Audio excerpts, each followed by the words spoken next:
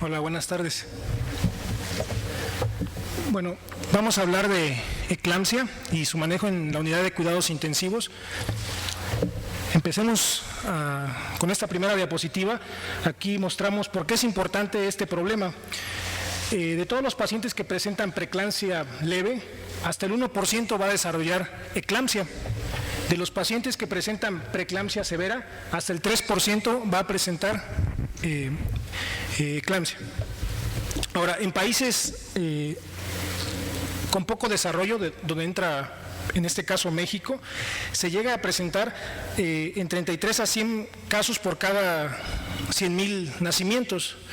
Entonces, como vemos en números, aparentemente es una patología infrecuente, pero de alta mortalidad.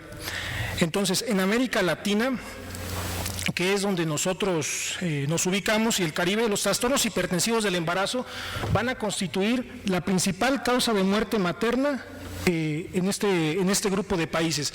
Ahora, en algunos países la principal causa de muerte materna va a ser la hemorragia obstétrica, pero en este caso, en los países que tienen poco desarrollo económico, la principal causa de muerte van a ser los trastornos hipertensivos del embarazo. Por eso ustedes en algunas literaturas encontrarán como primera causa de muerte la hemorragia obstétrica. Y ahora, 25% de las muertes maternas van a estar asociadas a trastornos hipertensivos del embarazo. Entonces, como ven, en esto radica la importancia del problema. México se ubica en los países en desarrollo y llega a tener hasta 100 casos por cada 10,000 nacimientos, y principal causa de muerte en nuestro país, por lo menos en las pacientes embarazadas. Ahora, vean esto, el Sistema Nacional de Salud en el 2005 publicó esto, que la preeclampsia y eclampsia tuvieron hasta el 25% de muerte materna, y la hemorragia obstétrica por debajo con 24.2%. El IMSS publica esto en el 2005, la preeclampsia y la eclampsia tuvieron 32% de muerte y la hemorragia obstétrica 15.3%. Entonces, en nuestro país, con esto confirmamos que la principal causa de muerte es los trastornos hipertensivos del embarazo. Ahora, siendo la principal causa de muerte, este tipo de patología, de todas las muertes que ocurren por trastornos hipertensivos del embarazo, hasta el 40 al 50% van a ser condicionados por eclampsia. Tal vez en algunas otras pláticas o ya han escuchado estas definiciones. Esta es una guía que publicó el INPER el año pasado. Hay varias guías, prácticamente todas coinciden en la definición de los trastornos hipertensivos del embarazo. En este caso lo clasifican como preeclampsia, eclampsia, hipertensión gestacional, hipertensión arterial crónica, hipertensión preexistente con preeclampsia. ¿Y de qué va a depender que sea una u otra? Por ejemplo, la preeclampsia y eclampsia, bien sabemos que la preeclampsia se va a presentar después de la semana 20 del embarazo, y que la eclampsia se caracteriza por presencia de convulsiones que no sean asociadas a otra situación, crisis convulsiva, hemorragia intracraneal. Y también va a depender de la hipertensión. En este caso, la preeclampsia, eclampsia habitualmente se presenta o se debe de presentar con proteinuria que debe de ser significativa. Si nosotros tenemos una recolección de orina de 24 horas y tenemos 300 miligramos de proteínas, esa es una proteinuria significativa, ¿no? Una cruz, 2 cruces, 3 cruces en las tiras reactivas, ¿sí? Entonces, la preeclampsia después de la semana 20 con proteinuria significativa. La hipertensión gestacional también se va a presentar después de la semana 20 del embarazo. La única diferencia es que aquí el paciente no va a tener proteinuria significativa. La hipertensión arterial crónica, a diferencia de la hipertensión gestacional, este tipo de pacientes presentan los eventos hipertensivos previo a la semana 20. ¿Sí? Ahora, ¿cómo podemos diferenciar la hipertensión preexistente con preeclampsia? Porque a la paciente con hipertensión arterial crónica se le puede agregar preeclampsia. ¿Y cómo nos podemos dar cuenta de esto? Porque si ya hay hipertensa y si ya tiene un daño renal secundario a que tiene un trastorno hipertensivo, porque muy seguramente también tiene ya proteinuria, ¿cómo podemos darnos cuenta que es una preeclampsia sobreagregada? Entonces, después de la semana 20, habitualmente este tipo de pacientes empiezan con descontrol hipertensivo al tratamiento que ya tenían de base. Y si la proteinuria tenía X número de proteínas en la orina, muchas de las veces las proteínas en la orina van a aumentar, ¿no? Entonces, así podemos distinguir la hipertensión preexistente con la preeclampsia agregada, ¿no? Habitualmente las cifras de TA se van a descontrolar y la proteinuria se va a aumentar. La eclampsia se va a caracterizar por crisis convulsivas, tónico-clónicas generalizadas en mujeres con preeclampsia, que no son atribuidas a otras causas. La preeclampsia no tiene una evolución lineal, no es que una paciente tenga preeclampsia leve, después tenga preeclampsia severa y después tenga eclampsia. De hecho, una manifestación primaria de un paciente con preeclampsia severa puede ser la eclampsia. Tal vez una embarazada que nos convulsiona en el hospital o que convulsiona en su casa y aparentemente era una mujer sana, pero la primera manifestación pueden ser las crisis convulsivas. Entonces, la preeclampsia no va a tener una evolución lineal. Y una manifestación primaria, incluso la eclampsia se puede presentar sin cifras tensionales de severidad, en este caso 160, 110, que es como lo marcan las guías para considerar una preeclampsia severa. Si el paciente convulsiona y tiene 140, 90, no necesariamente tiene que tener cifras tensionales de gravedad para que el paciente presente eclampsia, ¿sí? Con que tenga daño a órgano blanco y convulsión y que la convulsión sea asociada a la eclampsia, con eso podemos integrar el diagnóstico. Ahora, la eclampsia se puede presentar antes del parto, durante el parto y después del parto. El mayor porcentaje se va a presentar antes del parto, ¿sí? Habitualmente entre la semana número 28 y la número 36. En este grupo de pacientes, hasta el 50% de las eclampsias se van a presentar antes del parto, o durante el parto, o intraparto. ¿Cómo definimos en tiempo esto? Esto va en relación cuando inicia el trabajo de parto y 48 horas posteriores al mismo, la paciente puede presentar convulsiones, ¿sí? Puede tener trabajo de parto iniciado y en ese momento convulsionar, y eso es una eclampsia intraparto o durante el parto. Habitualmente puede pasar, es raro que una eclampsia o que una paciente eclámptica tenga la convulsión después de 48 horas. Este es el grupo de pacientes más bajo, pero se puede presentar, puede ser una eclampsia tardía. ¿Hasta cuánto tiempo? Hasta 4 semanas. ¿Sí? La eclampsia tardía o después del parto son 48 horas después del parto hasta 4 semanas. Si llega una paciente y tiene, por ejemplo, 5 semanas de haber tenido su embarazo o haber resuelto su embarazo y convulsiona, en ese momento ya no van a pensar en eclampsia. Muy seguramente tendrán que hacer un diagnóstico diferencial en base a crisis convulsivas de otra etiología. Entonces, hasta la 4ª semana es posterior al parto. Esto es lo que les explicaba: 55% antes del parto, intraparto, posparto y 8 días después del parto, que es el porcentaje o el grupo de pacientes que se presenta con menor frecuencia. Ahora, los factores de riesgo, estos factores de riesgo son los más importantes en población mexicana, ¿sí? Entonces, en la primera tabla ustedes pueden observar que es preeclampsia, eclampsia según edad en México de 2003 al 2007, ¿sí? Igual la Dirección General de Salud y los comités institucionales de mortalidad materna del IMSS. Aquí tomamos estos datos y, como se pueden dar cuenta, en el grupo de pacientes de 35 años o más, la tasa de mortalidad por cada 100,000 nacimientos u embarazos es de 131. Entonces, uno de los factores de riesgo más importantes, por lo menos para la mujer mexicana, es que sea mayor de 35 años para que desarrolle preeclampsia o eclampsia. La mortalidad de preeclampsia y eclampsia según embarazos en este registro de 1987 al 96 es primigesta, ¿no? Entonces, sé que hay muchos factores de riesgo para desarrollar preeclampsia y eclampsia, pero en la población mexicana de los más importantes es la edad de la paciente mayor de 35 años y que sea primigesta, ¿no? Con un porcentaje de mortalidad de 31.3%.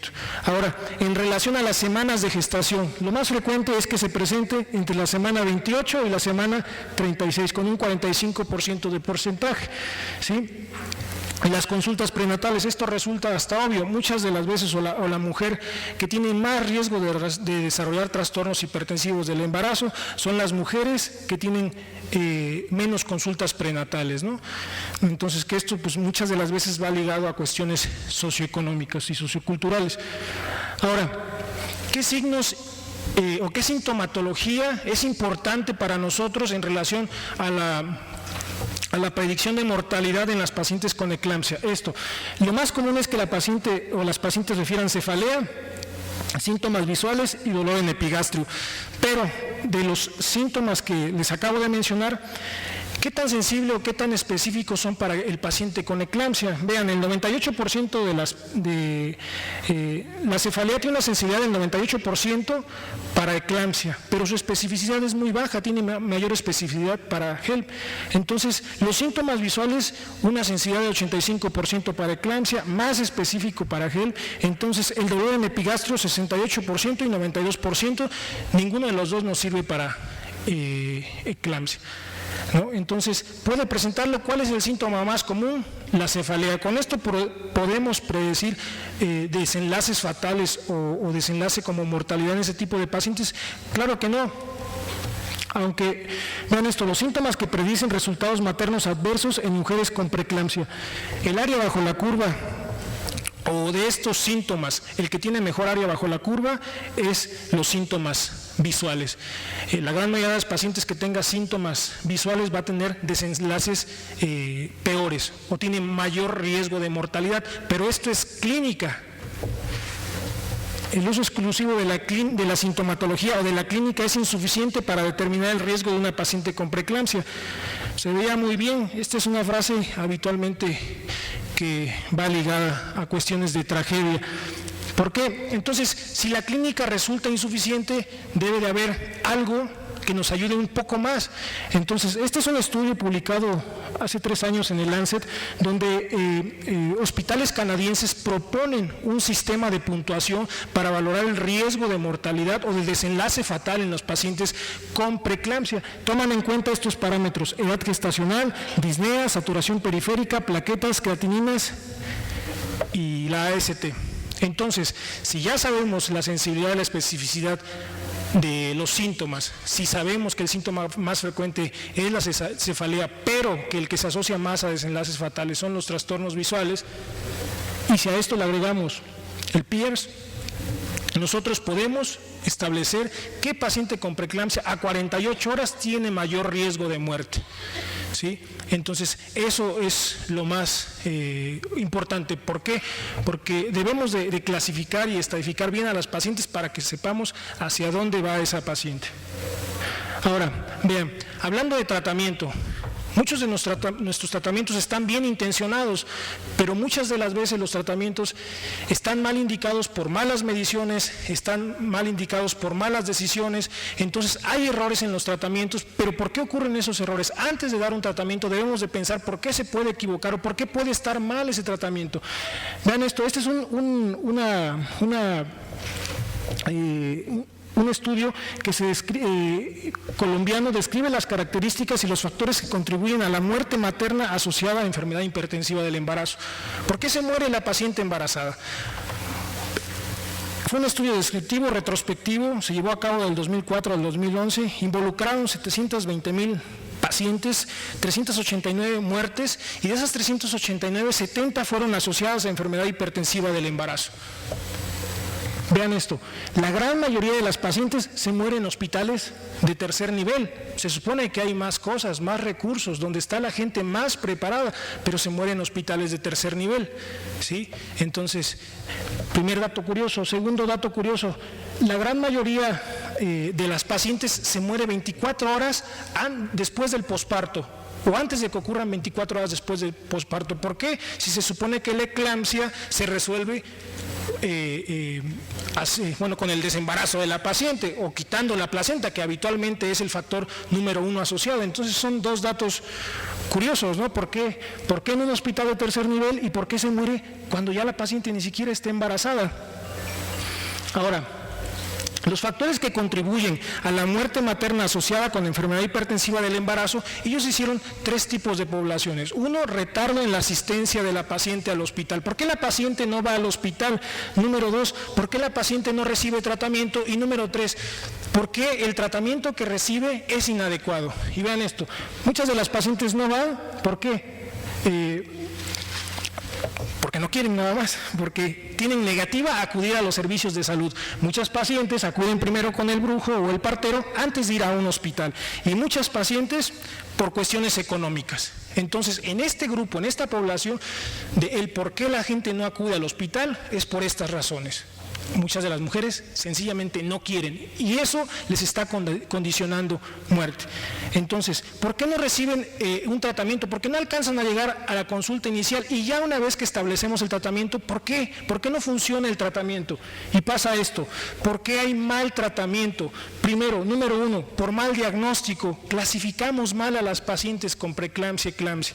Primero, errores en la clasificación, por eso es importante clasificar a la paciente, ¿sí? Por eso, si tiene 160, 110 es una preeclampsia severa, pero si tiene 140, 190 de TA, pero la creatinina está en 2, ¿es preeclampsia severa o no? Claro que es preeclampsia severa, ¿sí? Porque ya tiene un daño a órgano blanco, aunque la TA no esté elevada, ¿sí? Son varias situaciones. Si la paciente tiene trastornos visuales, cefalea, pero tiene 150, 100 de TA, ¿es preeclampsia severa o preeclampsia leve? Es preeclampsia severa, tiene sintomatología la paciente. Entonces estamos clasificando mal a las pacientes.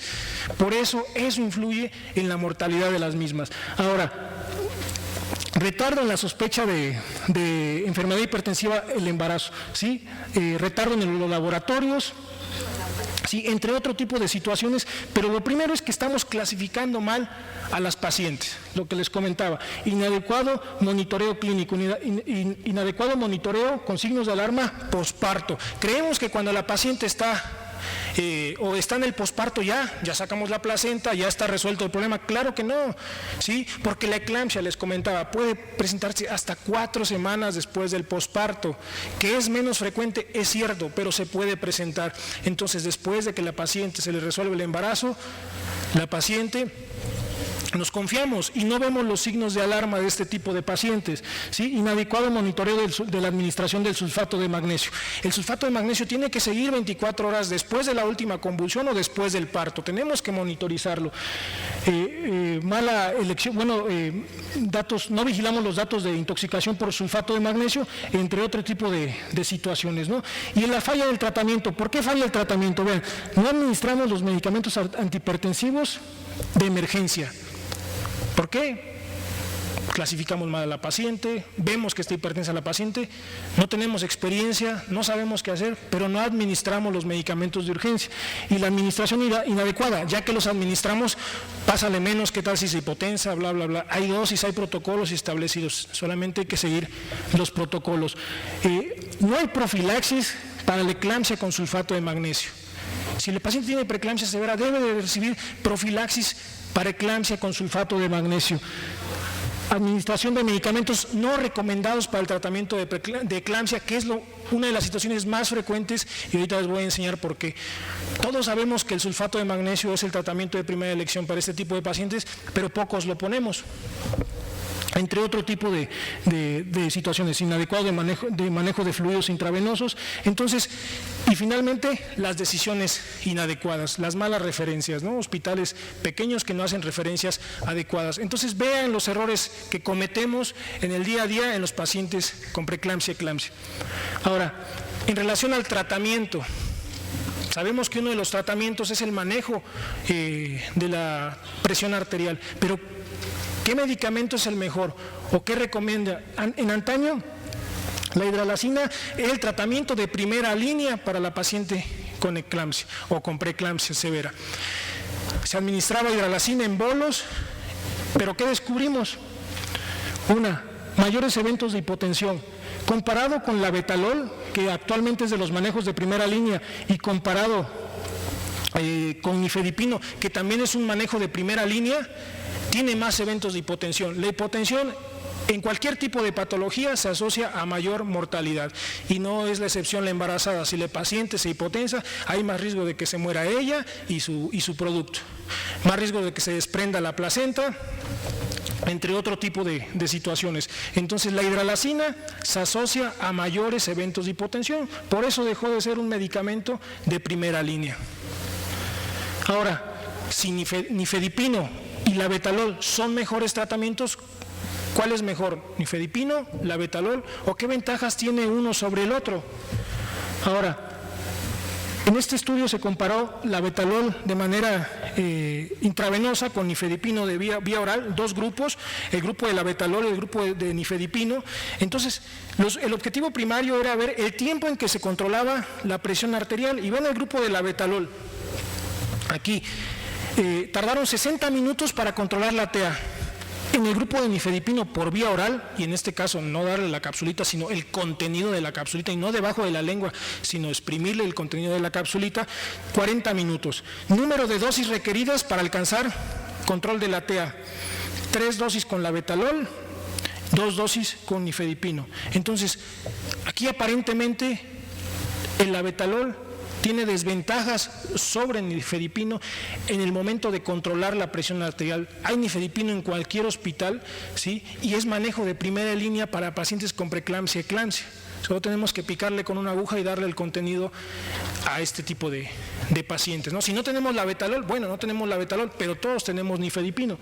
Entonces, conclusión: nifedipino por vía oral disminuyó la presión arterial con mayor rapidez que lo hizo labetalol intravenoso durante la emergencia hipertensiva.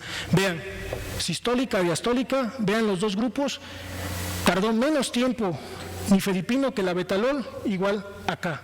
A la hora de labetalol en rojo, tardó más tiempo en controlar la TA que nifedipino. Ahora, los beneficios de usar sulfato de magnesio. Vean, este estudio en una población nigeriana, antes del 2008 solo utilizaban diazepam para controlar las convulsiones.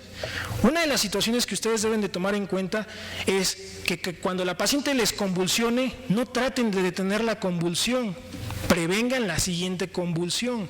Si la paciente ya convulsionó, pónganla de lado, vean que la vía aérea esté permeable, que todos ustedes son expertos en eso, que respire, y ya en ese momento mi obligación es prevenir la siguiente convulsión.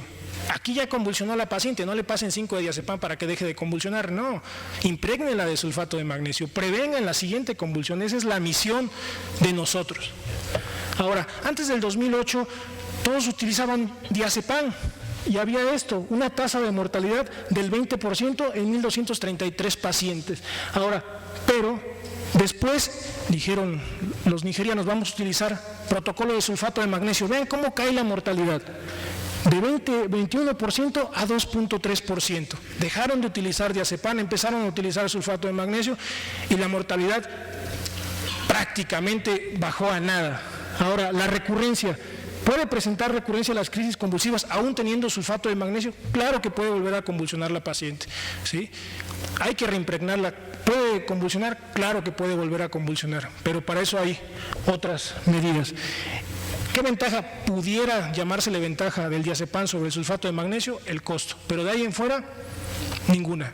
Sulfato de magnesio es mejor que diazepam para el control de las crisis convulsivas en este tipo de pacientes.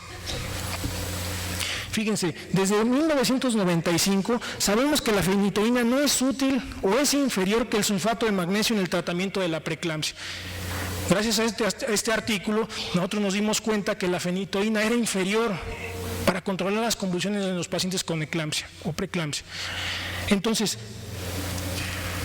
pero mucha gente sigue utilizando DFH, no utilizan sulfato de magnesio, utilizan DFH.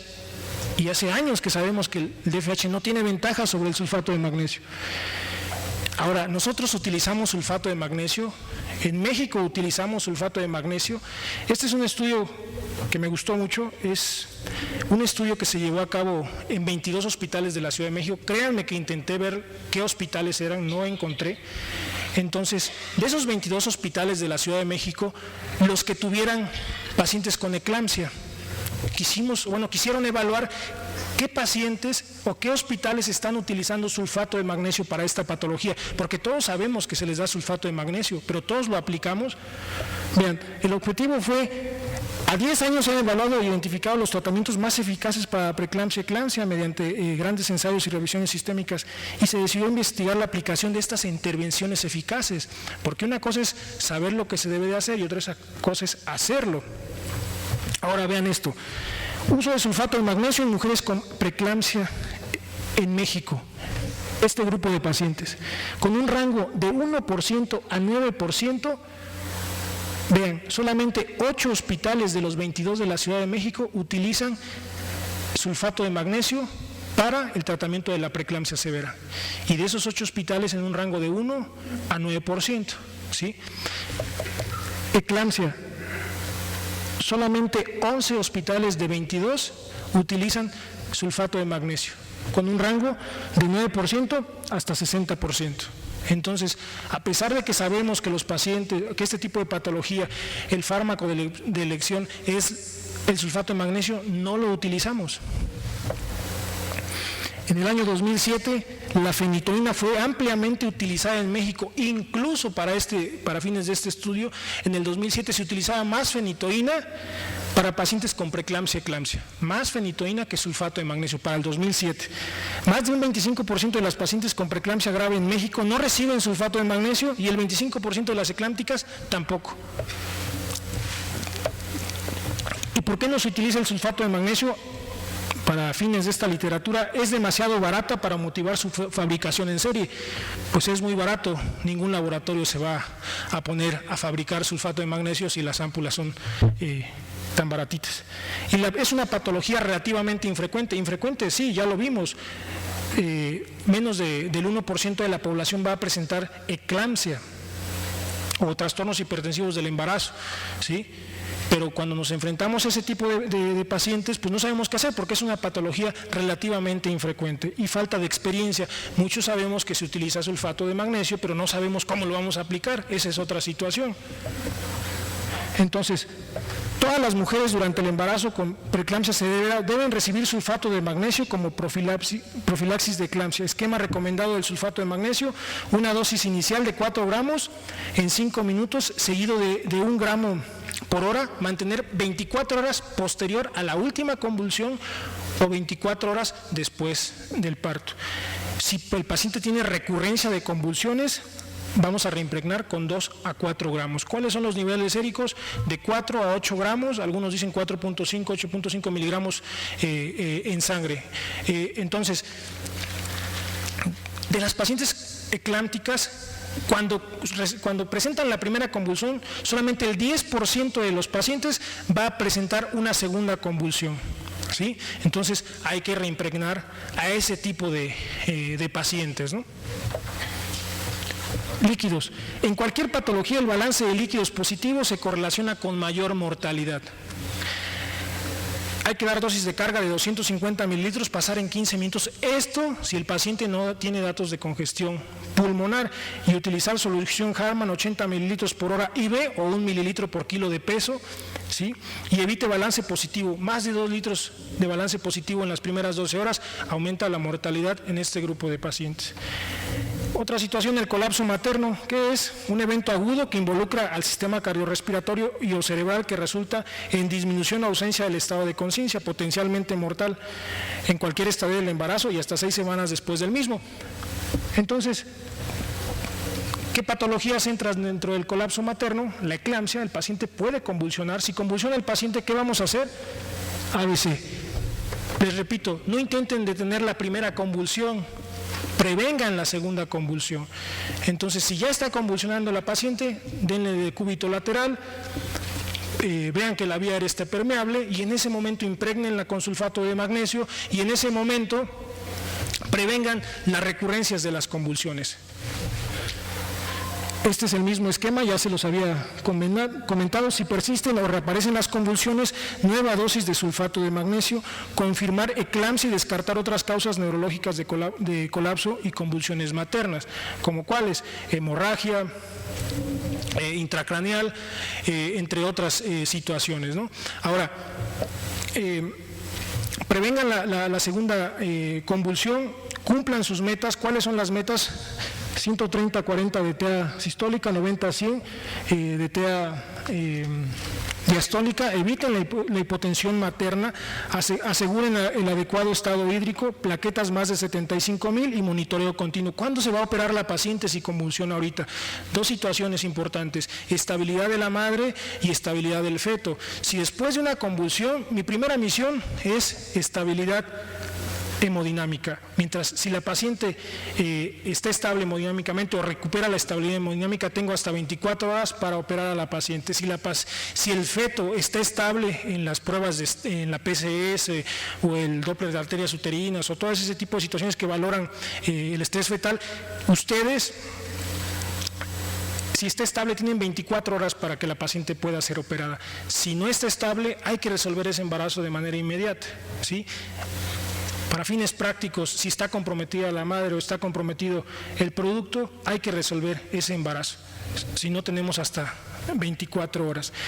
Si existe Glasgow menos de 8 puntos o datos de déficit motor sensitivo, solicitar DAC. Si una paciente convulsiona, en automático hay que solicitarle tomografía. Hay que descartar hemorragia intracerebral, que es la causa más común de la muerte en las pacientes con eclampsia. La paciente con eclampsia, la principal causa de muerte es hemorragia intracerebral. Entonces, nuestra obligación es ir a buscar datos de sangrado a nivel cerebral y la parte de interrupción del embarazo. Estas son las dosis de antihipertensivos que utilizamos, son dosis en bolos, ¿sí? Bolos de hidralazina de 5 a 10 miligramos, podemos utilizar hasta 30 miligramos en bolo con dosis repetidas de cada 20 minutos, la betalol, dosis repetidas de 20 a 40 miligramos cada 15 minutos, y dosis de nifedipino, también hasta 30 a 50 miligramos como dosis tope, con dosis repetidas cada 15 minutos, incluso valorar nitroprusiato de sodio. Y nada más, gracias. Yo tengo una duda. Yo vi claramente que la referencia del tratamiento con sulfato de magnesio instituido por el Instituto Nacional de Perinatología es de 1 miligramo, pero curiosamente esta es la dosis que recomiendan los autores cuando hay datos de oliguria o disminución de la función renal. Habitualmente todos se van al esquema de 2 miligramos por hora de sulfato de magnesio. Por eso, con eso se evitan las recaídas, con eso se evitan eso. No tiene que haber dosis tóxicas mientras la paciente tenga una función renal adecuada. Ahora, la otra pregunta sería ¿cuántos de estos hospitales están utilizando determinaciones de sulfato de magnesio en plasma para saber si están en niveles óptimos de manejo, como habíamos mencionado, o en niveles tóxicos? ¿Sí? Entonces, sí, nada más. Sí, pues se pueden utilizar hasta 2 gramos por hora. Esto es tomado textual de la cuestión de las guías que publica el INPER, pero hay otras referencias que comentan utilizar 2 gramos. Obviamente la eliminación del sulfato de magnesio en gran porcentaje es por vía renal. Si el paciente tiene falla renal, hay que disminuir la dosis a la mitad.